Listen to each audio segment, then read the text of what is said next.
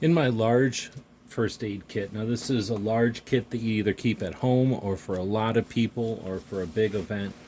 I think a clever thing to have, I learned this from a paramedic a long time ago, is just to have a heavy bag, a nylon bag. This isn't important, but what's in the bag is a pretty clever idea, I think.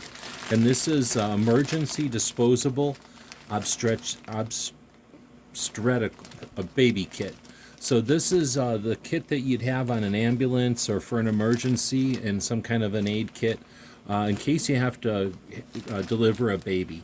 So you've got some exam gloves, you've got an apron, and you've got this big giant pad that's absorbent, and then a bunch of sterile sponges and towels and a couple of tools. But mainly it's just a bunch of sterile stuff, fairly good value, in a large kit.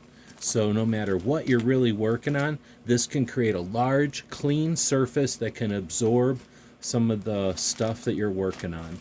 I keep it in a nice nylon bag like this because the packaging that it comes in is not going to be very strong or sturdy. And then I have some other sterile dressings in there to keep them protected as well, inside of a larger kit. Hope this helps.